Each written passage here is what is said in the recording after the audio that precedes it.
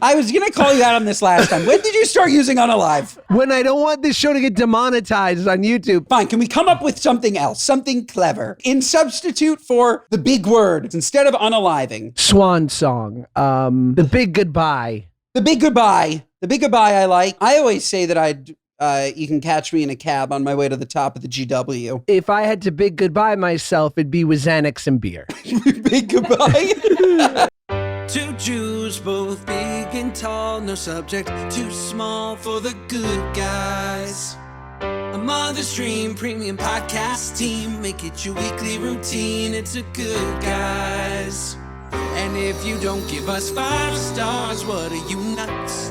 What are you nuts? Yeah, we're the good guys, we're not the great guys, we're just the good guys.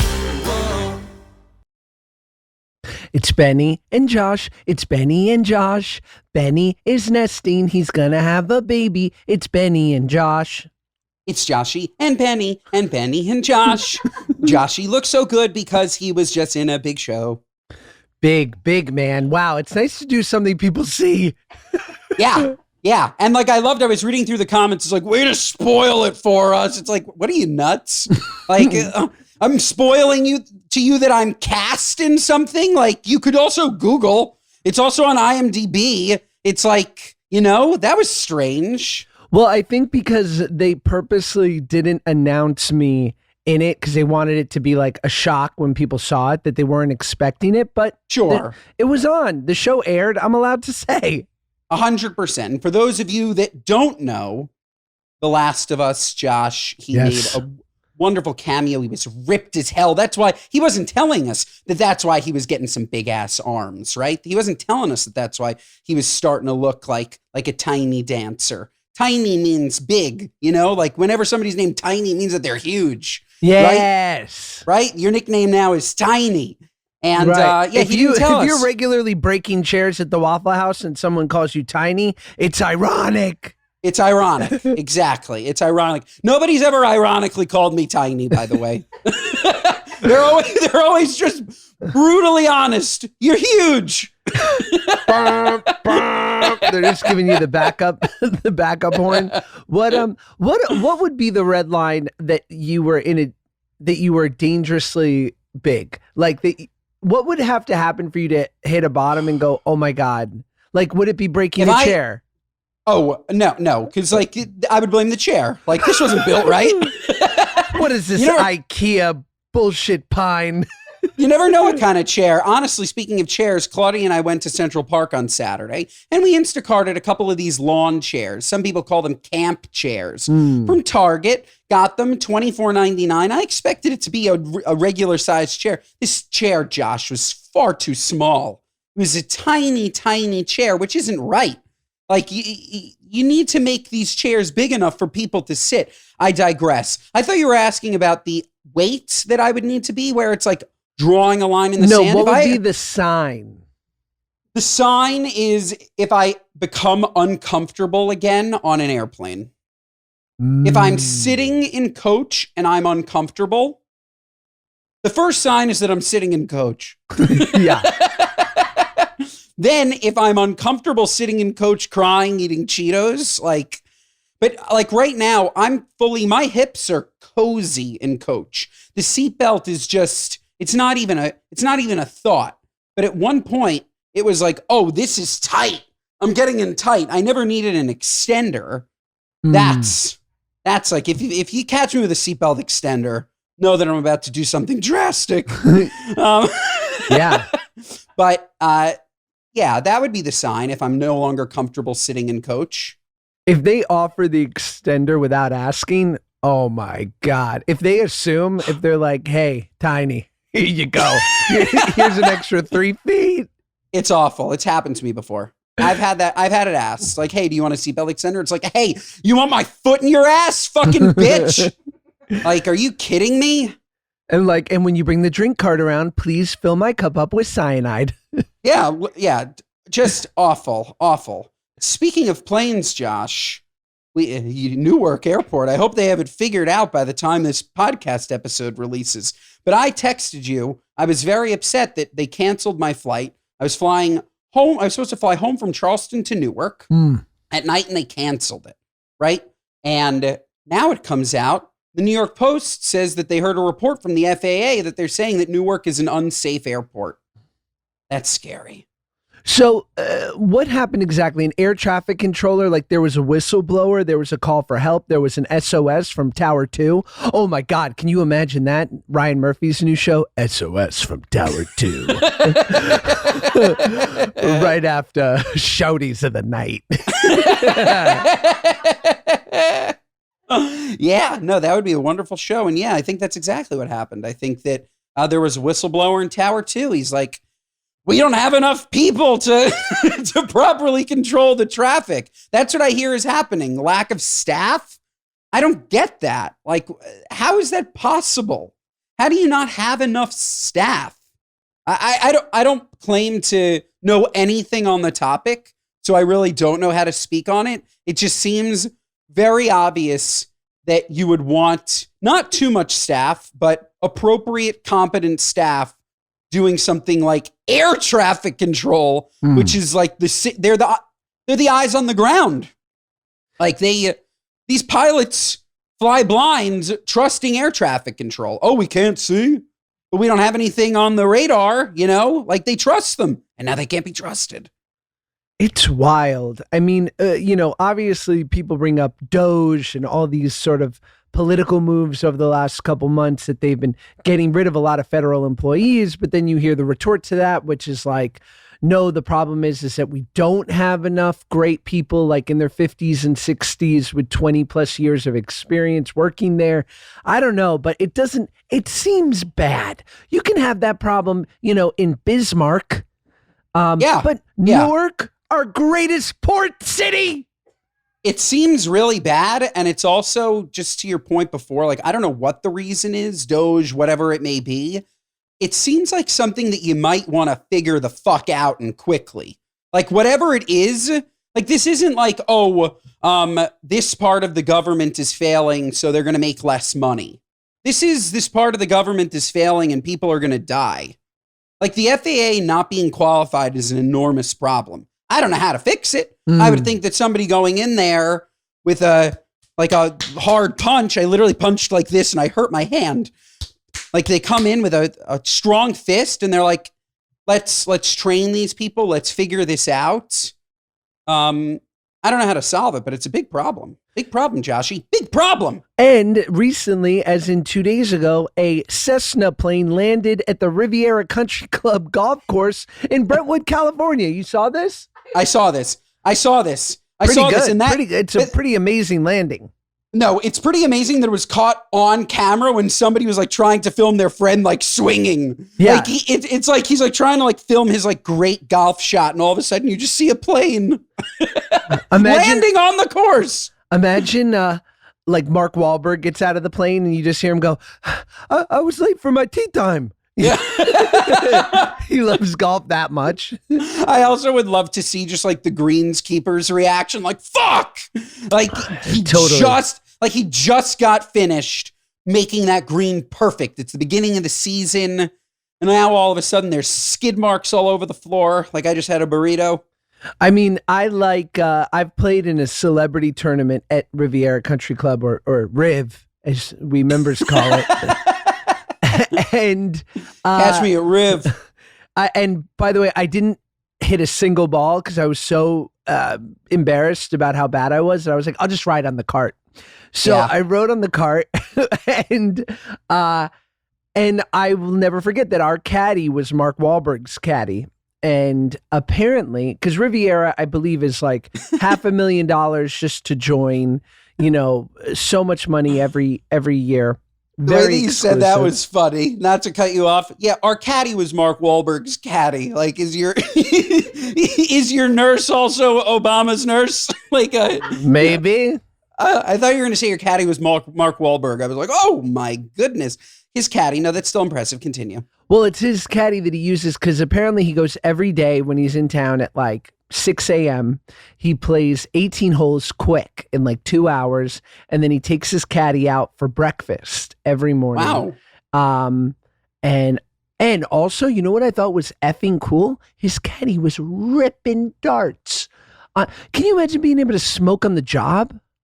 Yeah. It's caddies that smoke. So I've met my fair share of crazy caddies. Okay. The good normal caddies, they're cool. They're not too uptight. They're great at their job. But yeah, they always have an extra cigarette for you. They're always loaded up with teas and an extra pencil, and they know the course. But I've had crazy caddies. I played at a friend's course once, and the caddy asked me if he should pick me up blow.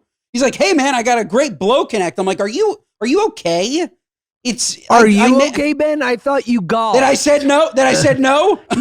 I thought you like to have a little fun every now and then. Boys trip. Yeah. Boys trip to Montclair, New Jersey. Like, okay, this guy needs to relax. Have you ever gotten caked up going to fucking Short Hills Mall all ripped out on White Lady? Yeah. I like White Lady. Ooh. You ever go to a Ruby Tuesdays all gacked up, hitting the salad bar while you're ripped to the gills? Benny and Joshy ripped to the gills. Benny and Joshy getting White Lady. Benny and Joshy playing some golf on rippers. Benny and Joshy on that booger sugar. Benny and Joshy ripping rails in the bathroom of a Ruby Tuesdays and going to the salad bar. The pasta salad is dope. It is good. Oh, they do it with shells. This episode of the Good Guys podcast is brought to you by our friends at Booking.com. Booking.yeah.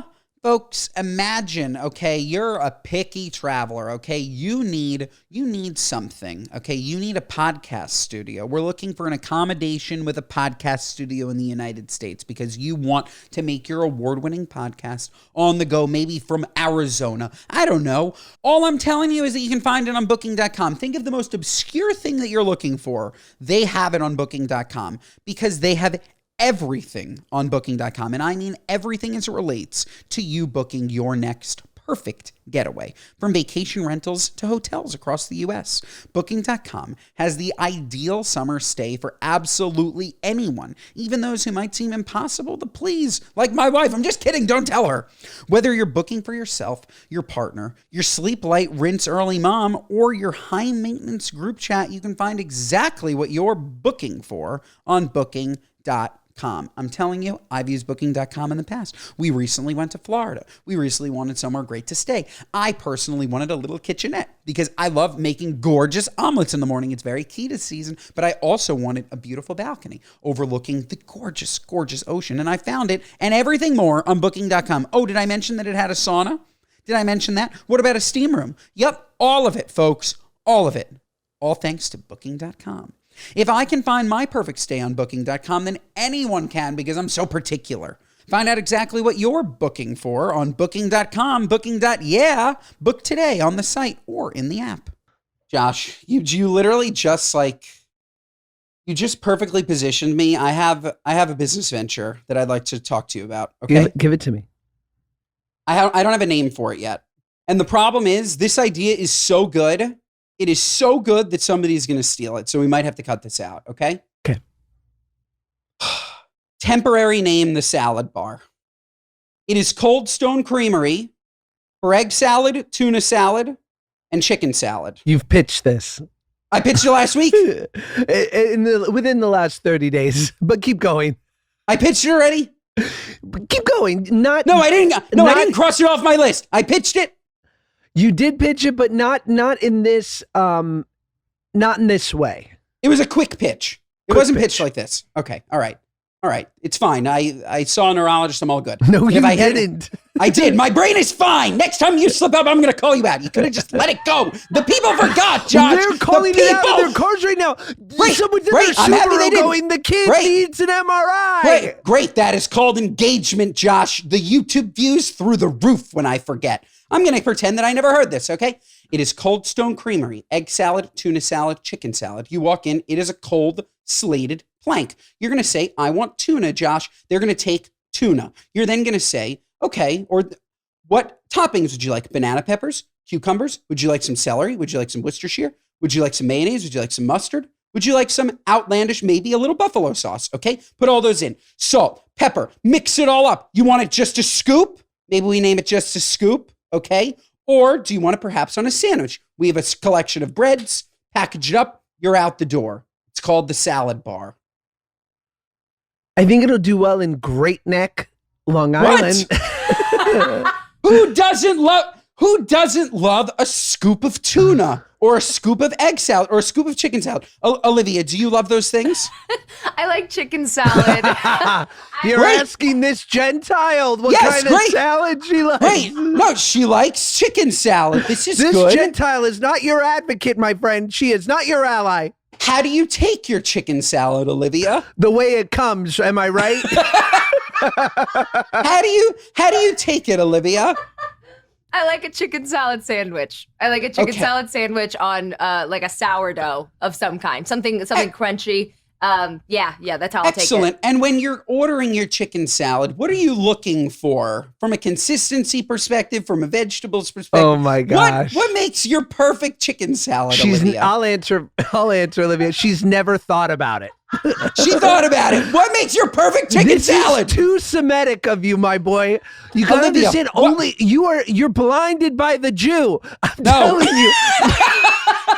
You're blinded by the You're Jew. only seeing this through a Jewish lens. Olivia, Olivia's thought about this before. She's thought about it. Blinded by the Jew. Look. Revved up like a Jew. I haven't thought about it before, but I'm thinking about it right now, and it's the crunch to mush ratio. It's the crunch. Josh? It's a crunch to mush. It's just because you're her boss. You like more? You like more crunch or more mush? More crunch, Okay. less mush. Always for me. Any category. Excellent, Olivia. Sorry, Excellent. Josh. It's Meshuggah. Sorry, Josh. No one thinks about it as much as you or our people, about the consistency of the egg salad scoop. Okay.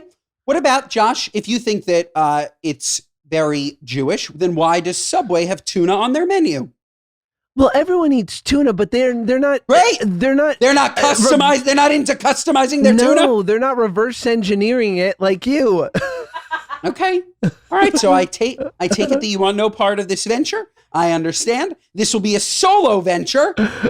It sounds like a feature, not an app. Does that make sense? Interesting. I bet you somebody said the same thing about Cold Stone, Josh. Who needs to customize their ice cream? They have Breyers. I think Nobody thinks about this. I think Cold Stone's struggling.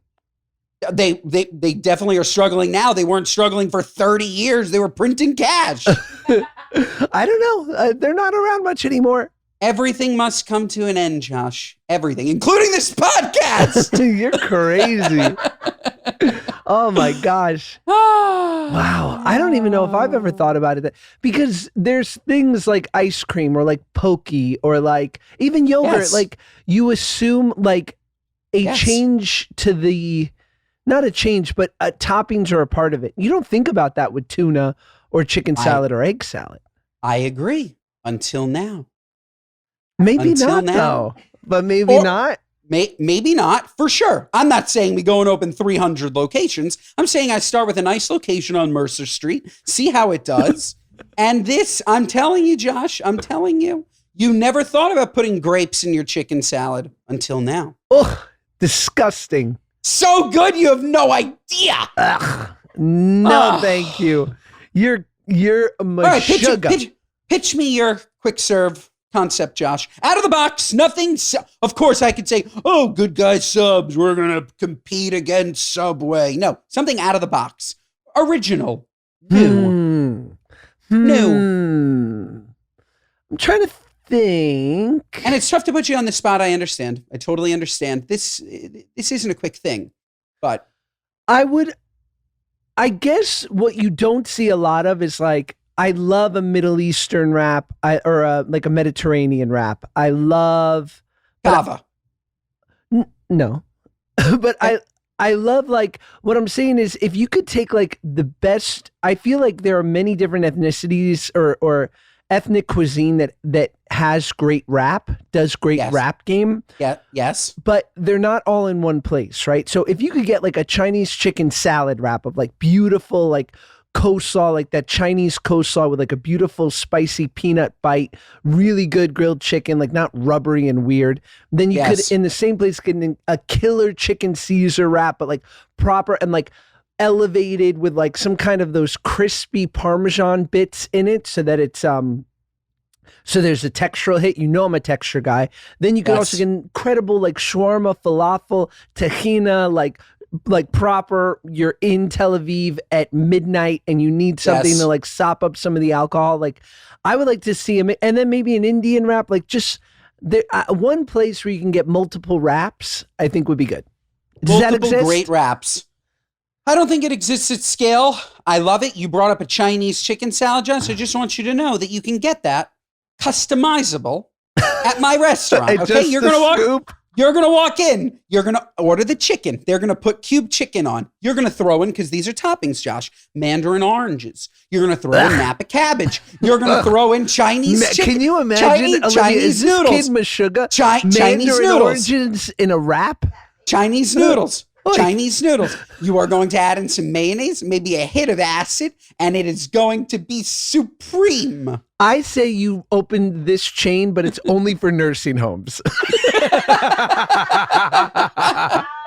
You'll kill it. We'll offer an option for them where it's heavily blended. Yes, heavily blended. Maybe you do some with like coumadin in it. You know, that's the special ingredient, blood thinners. You hide their meds in the wraps. Oh my God, perfect. You know they don't want to take their meds. It's a great idea. It's a great idea going to the nursing homes, the nursing home community. I'm in. Maybe I turn this into a cart. It's on the go. I drive it around. Want just to scoop? Love it. This episode of the Good Guys podcast is brought to you by our friends at Timeline. Folks, I have a couple of questions for you, okay? 1, do you want to feel stronger in your workouts? 2, do you want to recover quicker after those workouts? 3, do you want to have more energy? 4, do you want to proactively preserve your health, mobility, strength as you get older? And lastly, folks, do you want to support your cellular health? Of course you do. Otherwise, you're completely nuts and we have nothing in common. You want all of these things. And folks, that is what you are going to get from all of Timeline's products, but specifically, okay, their product, MitoPure. This supplement can help because it supports your health at the foundation by encouraging cellular renewal. MitoPure is a precise dose of the rare postbiotic urothalin A. It works by promoting an essential cellular cleanup process that clears out dysfunctional mitochondria. We learned about that in biology. MitoPure is the only urothalin A supplement on the market clinically proven to target the effects of age-related cellular decline. With regular use, you'll see and feel the difference in the form of improved energy levels, better workouts, faster recovery, more endurance, and more, all of which will help you achieve all of your goals, folks. This is what you've been missing. You want to feel better, and it's all from MitoPure. Lastly, folks, MitoPure is shown to deliver double-digit increases in muscle strength and endurance without a change in exercise. I mean, that is a huge, huge win. MitoPure is research-backed. I'm telling you, folks, it's it. And if you want to try it, Timeline is offering 10% off of your MitoPure today if you go to timeline.com/goodguys. That's TIMELINE.com/goodguys to get your MitoPure today. This episode of the Good Guys podcast is brought to you by our friends at Brooklyn Bedding. Folks, there comes a time in everybody's life when they're not getting good enough sleep and they think it's about their routine and they realize that it's their bed. And you only realize that it's your bed once you switch beds. But I'm telling you, my neck, my back, I won't finish the rest of the sentence. It's all been an issue, and that has all changed since switching to Brooklyn Bedding. Because, folks, Brooklyn Bedding, let me tell you, has been around for 25 years. Known for top-of-the-line comfort and quality without the luxury price tag. That's key. Brooklyn Bedding really has something for everyone, with different firmness options, heights, and dimensions, even non-traditional sizes, to fit right into your lifestyle. Brooklyn Bedding mattresses are designed and custom-made by the best master craftsmen in the industry with free shipping in the US from their factory in Arizona. USA, USA. And don't forget to upgrade to the Cloud Pillow Top. The Glaciotech's cooling technology leaves you cool and comfortable all night long, bringing you next level comfort, matched only by actually floating on a cloud. Wow, doesn't that sound amazing? And Brooklyn Bedding is free of fiberglass, which can be harmful to your health. Unlike other mattress brands, they ensure their entire facility is free of fiberglass. Sleep on your Brooklyn Bedding mattress for up to 120 nights, and if you don't love it as much as I do, they'll help you return it and pick out a different one. Folks, that's called taking accountability. That said, you're going to love it. Folks, go to brooklynbedding.com and use our promo code GoodGuys at checkout to get 30% off site-wide. What a deal. This offer is not available anywhere else. You have to use our promo code GoodGuys on the very last page of checkout to get this discount. That's brooklynbedding.com and use our promo code GoodGuys for 30% off site-wide. BROOKLYNBEDDING.com. Promo code Good Guys today. You know what? Speaking of nursing homes, I got to say, I'm due for a good Shiva. Hear me out. Okay. Oh my. Be careful. Those things come in threes. Be careful. God forbid. But you know, like there is nothing like the spread. And for people who don't know, a Shiva is basically for, what is it, 10 days after? No, like it's 7 days. 7 Immediately days. after. Immediately after. It's actually a wonderful thing in the Jewish religion. Obviously, other religions do a version of it, but it's like an elongated wake memorial. People come to the bereaved people's house. They bring huge spreads of food. Technically, you're supposed to sit on the floor, but it's a way to keep food and community going for people that are suffering a loss. Now, wait till I tell you about the bris, Josh. You can celebrate life with the same spread. You gave us the spread, but I want to hear. No, I'm just telling you. Yes, I'm ready. Great. No, because you said I'm looking forward to a Shiva. I'm saying you can also look forward to a bris and get the same spread. I love it. Maybe we call it a brissa, and we have the Shiva for the foreskin. Oh, yes. Yes. Yes. Rest in peace. Rest in single peace. We could also start a beef jerky business. Just the foreskin. Ew. Yuck. Ew. Ew. You know that's a thing now God, with foreskin jerky. That's disgusting. I'll look it up. You know that's a thing with skincare now, which is salmon ejaculate on your face. Really? Yeah, dog. That sounds kind of interesting. I'm down. Right? Speaking I'm of down to have a salmon bust all over my face for smooth skin. Okay, here we go. A salmon egg facial, also known as PDRN or polynucleotide treatment, involves injecting salmon DNA into the skin. The treatment aims to stimulate skin repair, regeneration, and collagen production by utilizing the DNA building compounds found in salmon sperm. Wow. Okay. Imagine I got pregnant. From salmon sperm? Can you imagine? I can't. For a number of reasons, I can't. That'd be crazy. Speaking of facials, are you an acne person? You ever have acne?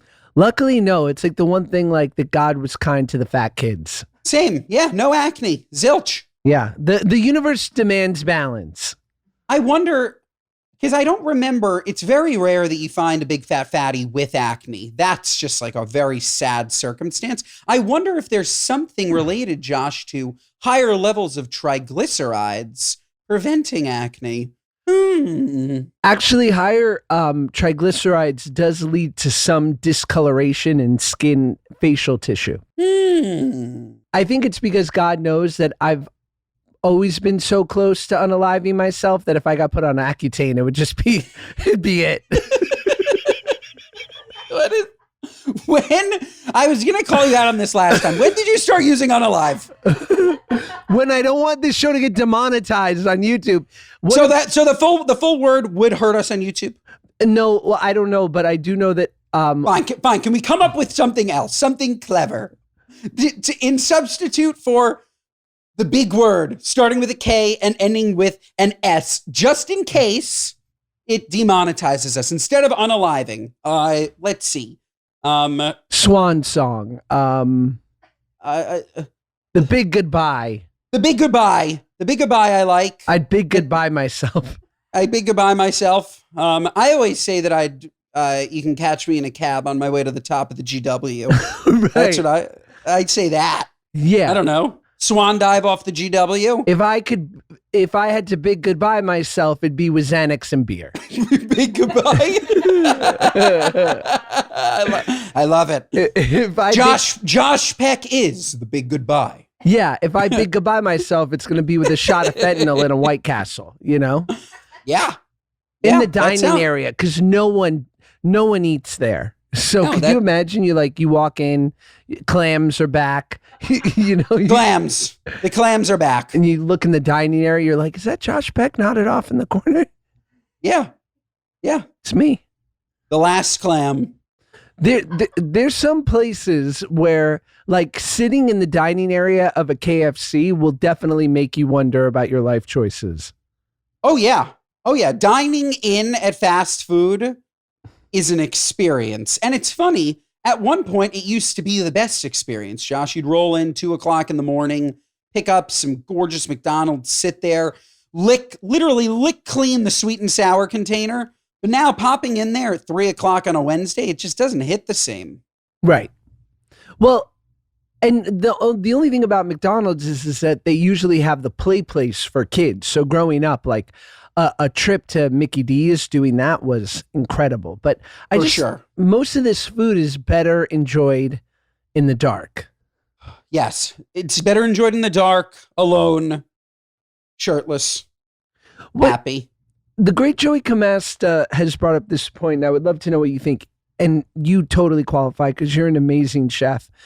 And Joey's a great chef. He says, the only thing I will DoorDash is fast food because I can't make that. But pretty much everything takeout that I could order from a restaurant would be better if I made it.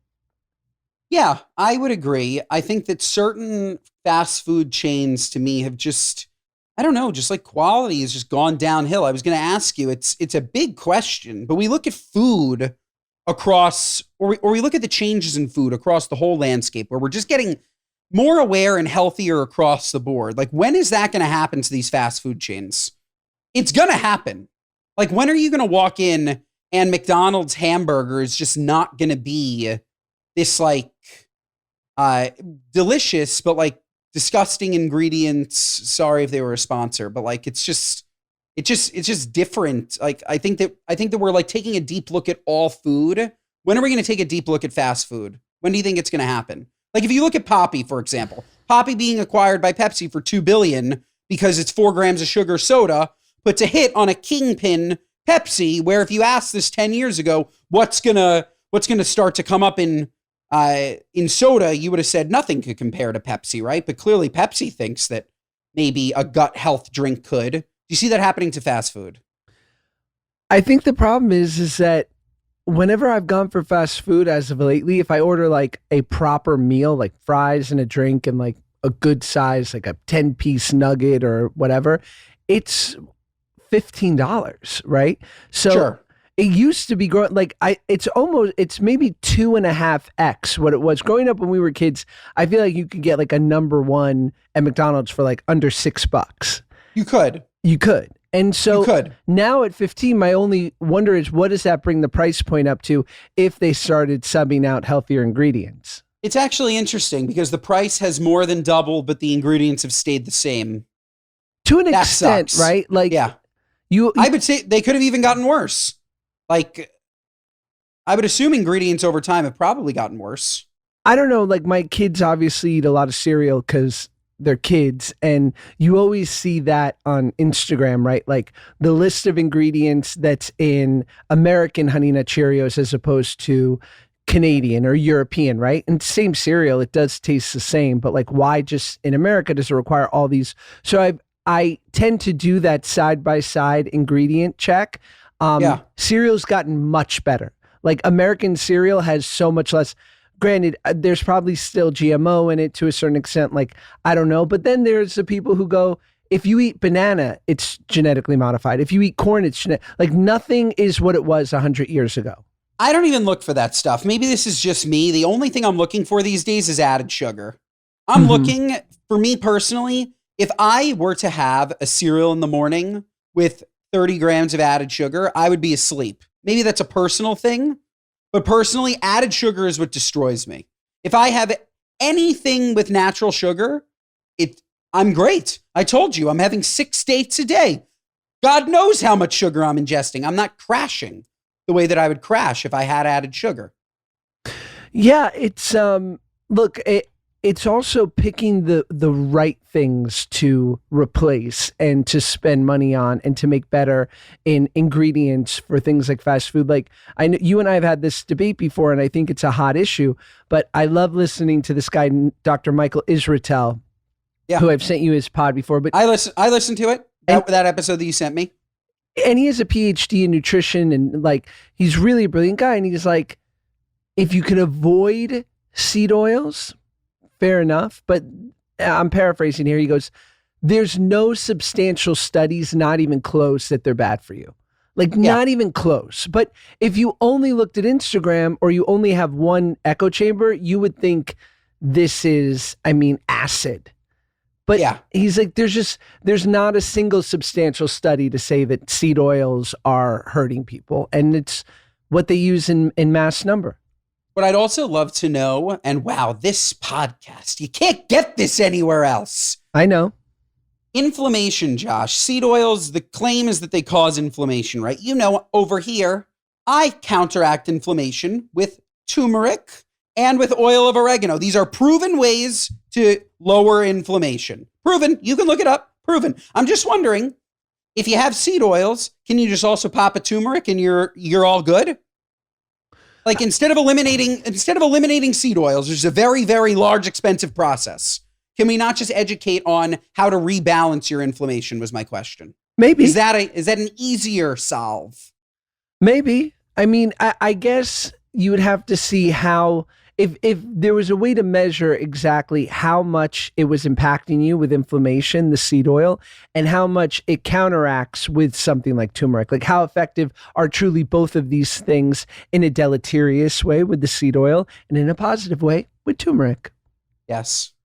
Shout out turmeric, shout out oil of oregano. And lastly, Josh, you know what I started this morning again? I'm giving it another chance. Saffron. Lion's mane. I'm back, baby. I'm back. We're going to give it a full week this time. Last time I gave it 4 days. And I do hear that the benefits only come after like a month of using it. So right now I'm in the honeymoon placebo phase. That said, my brain is firing. You're like, I've decided to start trying Lowry's seasoning salt. I figure if dill is good, seasoning salt is better. What cuisine uses the most turmeric? Is it like Pakistani? I've decided to eat exclusively Pakistani food. Right? I'm in. What do you think about this was another Lowry's. Did you see that? McCormick was like asking, like, what blends should we make next? Like a turmeric, oil of oregano, lion's mane blend. Yeah. That I can put on my chicken. Probably be good. Delish. What do you think? Dr. Israetel also put up this post where he was like, you are getting fat from too much yummy food. He's like, that's it. He's like, fast food is ubiquitous, junk food, all these things. He's like, he's like, obviously those things aren't great for you. He's like, but mostly what people are getting fat from is just like too much yummy pasta, too much yummy rice, too much yummy pizza. Like, it's good food. It can be well made, but it's calorically dense and you eat too much of it. That is the only reason people are fat, is too much food. I was talking about this with my dad yesterday. But even good quality food is what I'm saying. Anything, yes. Right. Any too much food in general. Right. It's not quality. For sure, quality plays a role in how you feel. But in terms of how much you weigh and how fat you are, it's intake. I was talking to my dad about this, who's lost like 80 pounds on Ozempic. He looks fantastic. And he's at dinner with a large individual, a friend who said Ozempic didn't work for him, whatever. He didn't do it. But he's a big guy. Big guy. And they're at a Chinese restaurant, and he ordered steamed chicken and broccoli, no sauce. steamed chicken and broccoli. And my dad said to me, he's like, I ate regular food. He got chow fun. He got whatever. He ate what his body on Ozempic would let him eat. And the guy who ordered the steamed chicken and broccoli ate 3 times the amount of food as him. And in his head, he's thinking to himself, I'm eating better stuff. I'm going to lose weight. And it's like, no, not if you're eating chicken and broccoli for 3. It doesn't matter if there's no sauce on it. It's too much food. It's too much food. That really just gives me flashbacks of my mom ordering Chinese food when I was a kid, because she was perpetually on some version of a diet, and she would go, I'll have the chicken and broccoli, no sauce, no cornstarch. Also, cornstarch, shout out, unbelievable ingredients. My favorite starch. If you want 30 calories to literally take anything from liquidy to just velvety, a little cornstarch slurry in anything, chili, pasta, Chinese stir fry, you name it.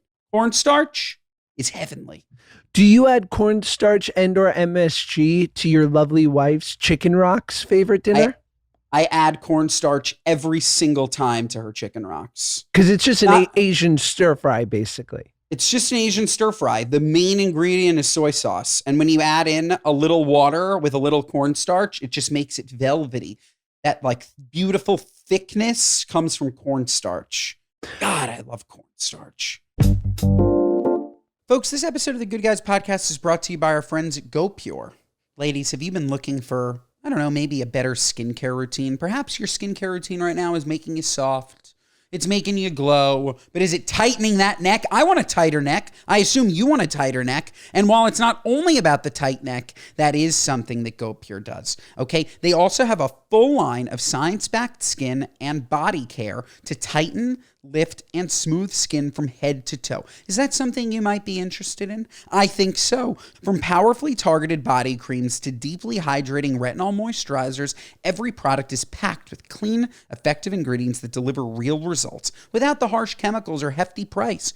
GoPure delivers on value with over 100,000 real women with real results. Folks, their stuff is cruelty-free, okay? In a customer study, 100% of their customers said that their skin looked more supple, and 97% noticed a firmer appearance. Don't you want a tight neck? Use GoPure, I'm telling you. And GoPure's proprietary firming complex is designed to visibly firm and smooth the skin on your neck and chest in as little as 4 to 6 weeks. The skin on your neck is thinner, more delicate, and less oily than facial skin, which means it requires specialized care. And that specialized care is going to come from GoPure's Tighten and Lift Neck Cream. I'm telling you, folks, this stuff is it. It makes even the most delicate skin tighter and smoother. So folks, tighten, lift, and restore elasticity in your neck, because your skincare routine shouldn't stop at your jawline. For a limited time, our listeners get 25% off GoPure with Good Guys at checkout.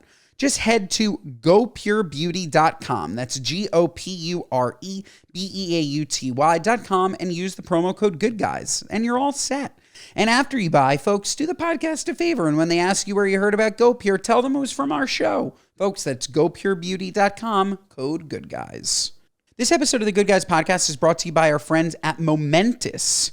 Folks, Momentous is absolutely it when it comes to protein, creatine, and omega-3s. They make it so unbelievably easy. You don't have to be like me, where you get 1,000 turmerics and your oils of oreganos and all this crap, and then you're taking 50 pills. No, we must streamline the process. And that is exactly what Momentous did with their product, the Momentous 3, okay? Made up of protein, creatine, and omega-3s. Expert research shows most people don't get adequate amounts of any of these nutrients from diets alone. Yet they form the critical foundation to long-term health and performance. We need these things, folks. And the Momentous 3 gives it all to you, all at once. Taken daily, this routine supports every cellular function of the brain and body, from muscle recovery and growth to focus and energy. Taking the Momentous 3 is the easiest way to drive the biggest impact on health span and help you continue to do what you love for longer. Momentous ensures every product in their range adheres to the Momentous standard, which involves rigorous testing, it's backed by science, and the highest quality ingredients possible. That means no gums, no fillers, no artificial flavors or sweeteners ever. They never compromise, so you don't have to either. And folks, every product in the Momentous 3 uses the highest quality ingredients, most bioavailable ingredient sourcing. Momentous Creatine uses Creapure, the purest form of creatine monohydrate available. Momentous Protein uses grass-fed whey protein isolate, and Momentous Omega-3s are the truth. Okay, they're it. So folks, if you're ready to switch it up to a company who's doing things a little bit differently and putting you first, head to livemomentous.com and use code GOODGUYS for 35% off your first subscription. That's code GOODGUYS, Good Guys, at LIVEMOMENTOUS.com. livemomentous.com, promo code GOODGUYS for 35% off your first subscription. A wedding guest slammed brides for the tackiest knot tying trend yet. A hard no for most people. Forget wedding bells. All these brides are hearing is cha-ching. Attending weddings is a costly adventure in itself, but that only scratches the surface of what the bride's closest friends have to dish out. Brides these days are expecting even more. In a new trend, the brides-to-be are now including their Venmo usernames on invitation signage, merch, and social media, asking people to Venmo the bride. Olivia, how are we feeling about this? And what's your Venmo? Because we're going to have to put it on your invites one day. I've seen like a couple friends of mine or like former classmates in high school go on their bachelorette and like drop their Venmo on like their Instagram story and say like buy the bride a drink or something, which I think like that's like I sent some money to her. I sent like, you know, her like $15 or something, $20 was like have a fun night, whatever, this one's on me. But it feels like it was like her friends sharing that, you know, like the other bridesmaids were posting that.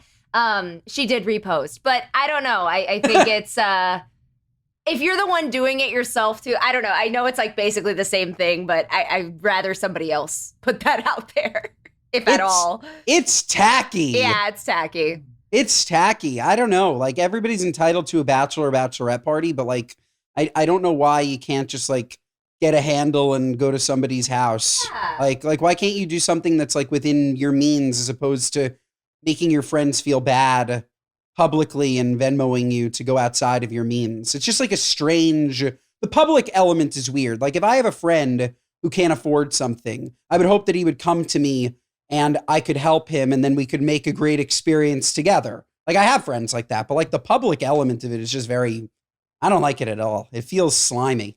That's my issue too with, I'm not kidding you when I tell you that dozens of requests a week come in to my social medias about people asking me for money.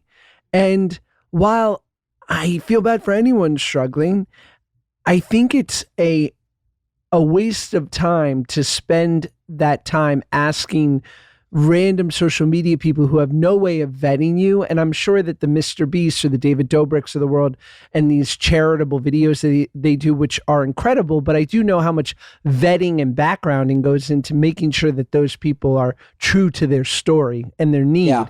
And it's just like, I feel like my only suggestion is that I don't know how effective it is because someone like me or most people, we don't have any way of making sure that it's real. And And I'm talking, obviously, they're the ones that are, you know, terrible acts of God. But some people, it's just like, hey, man, I need like $600 for rent. I'm like, dog, stop, go do Uber Eats and stop spending your time DMing. Like, you can make that quick, I promise. Yeah, and it's very, very strange. And it's also like, why are you the person responsible for doing that? Like, I saw a video, I think it was like a Jimmy Darts, like one of those like amazing charitable accounts. And he went into a store and it's a Sprouts employee. Did you see this video? This was awesome. Yes. So there was a guy who was homeless, but working at Sprouts. And Jimmy ended up raising like $100,000 for him through crowdfunding. And the guy can now not live on the streets. But like the fact that every single person at Sprouts knew it within that, I'm not blaming corporate. Every single person at that location celebrated the fact that he was no longer homeless meaning that they knew that an employee at Sprouts was homeless and they didn't tell corporate, or worse, they told corporate and corporate has homeless employees and doesn't do anything about it. I think it happens more than you think. But how does a corporate company like Sprouts is enormous. For those of you that don't know, this is not one, this is hundreds of stores. How do you have homeless employees? If they're good enough to work at your store, you need to get them a house. It's mind blowing to me that happens. And so the reason I bring that up is because it's really nice that Jimmy used his platform and we all crowdfunded $100,000 for this guy, but Sprouts should feel like shit, and Sprouts should double it, and Sprouts should come in and say, this is one of our own. We trust him with our customers. We're going to make sure he doesn't live on the streets. He has to shower at a gym. I was blown away. I completely agree with your sentiment, and I think it happens way more than you think with many, many major corporations. And I think that's always the debate, and sadly it does become political, right? But I think when they see major CEOs and founders and chairmen who make billions of dollars a year, I think the thought is like, and they find different tax loopholes when, of course, they are adding to the economy by employing people and they're helping boost the economy without a doubt. But I think the thought is like, if that same CEO can get all the benefits of capitalism, but instead of making 10 billion that year, they get 8 billion, and that 2 billion is distributed amongst all their, tens of thousands of employees so that they can make a living wage. A lot of these people can work 50 to 60 hours a week if they're making minimum wage and not make over the poverty line. And they're working full-time jobs. Yeah. So what needs to happen, just because, again, it's not political, but it's not the government's job to do that. It's the person's job. They need to have a fucking heart. And I think that there are probably plenty of CEOs that we don't know of, or at least I hope, that do this. I hope that the CEO and owner of Carl's Jr. knows if there are 15 homeless employees and pays for them to have houses. If this is a thing, and CEOs that are, again, raking, and we're not talking about the mom and pop CEO here. I'm not talking about the person that makes $500,000 and now I'm asking them to give half of that away to help employees. I'm talking about the Jeff Bezoses of the world who are raking it in. If Jeff Bezos has a homeless employee, that would be horrible. But they do. So then he needs to pay for it. But so does Walmart. And that's... They should. So they should. But we need to create, this is the narrative. It's not, the narrative is always, you sort of went into it. It's like, these guys need to be taxed appropriately. So somebody third party can go and help these people. And it's like, maybe they'll help them or maybe they won't. Maybe it will lead to more misappropriation of funds. These people just need to be good human beings. And I hope that they are. And if there are any homeless employees, but they're not. They're not. They don't. But there's no. We're just having a healthy debate here. There's no data to suggest your point that they will all of a sudden get a wave of morality. There's no data to support it because of where there are. Where I promise you, there are thousands of people that have to live in their car and work a full work week at a major corporation. But most companies ask for where you live. So these people are lying. Of course. This is what I'm trying. Yeah. Okay. So then how is that the CEO to know that they're lying? Again, to your point, and I guess I just don't know anyone but the government who would be able to enforce it, it's like the idea of unions, right? And again, this becomes incredibly contentious, but this is why unions are fine, but the greatest union in the world is the federal government. And if there was a minimum wage that became a living wage, that no matter where you work, you make $25 an hour at a minimum or $30 an hour, then all of a sudden we don't need unions, which, by the way, every corporation hates. And we don't need these. So I think if we have these bare minimum rules, then to your point, then the CEO doesn't have to look into exactly where they live and where they're culpable. I would just love to know, I hear all of your points. I don't disagree. I would just love to know if there's a charity whose sole purpose is making sure that people with full-time jobs aren't homeless. And if that doesn't exist, that should exist. Because working a full-time job at Sprouts having a full-time 7 days a week. He's making a living wage, I'm sure. And Well, homeless is terrible. Benny and Joshy.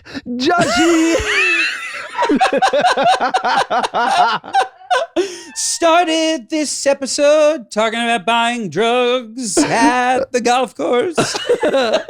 Ended on tax reform and eat the rich. How are you listening to Call Her Daddy? I don't know. This is the show. This is the show. This is also the episode we sent to network execs. God, we're so good. I think it's just What Are You Nuts, right? Yeah, I What don't Are know You what Nuts? time it is, but I feel like this is a 6-hour podcast. What Are You Nuts is our gripes with people, places, and things. You're walking down the street, you see a lady with her underwear at her ankles. You're like, lady, what are you nuts? Pull up your pants.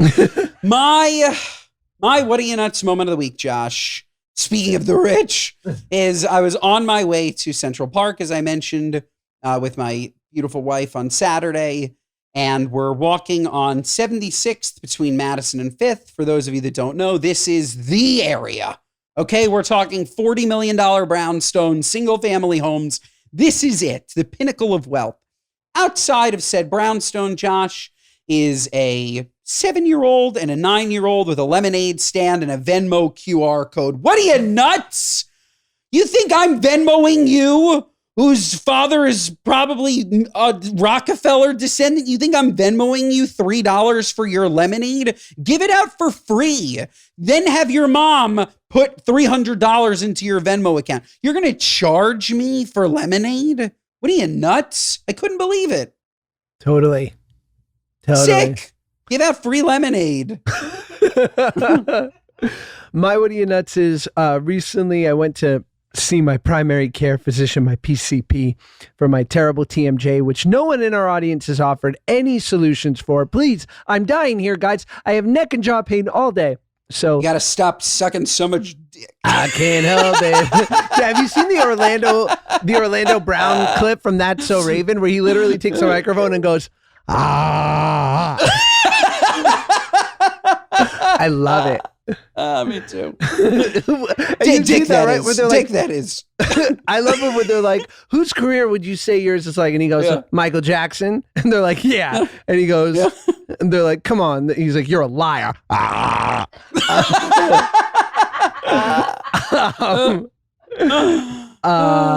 My what do you PCP. So I'm at my my doctor's to get her to look at my TMJ, and they go, just jump on the scale.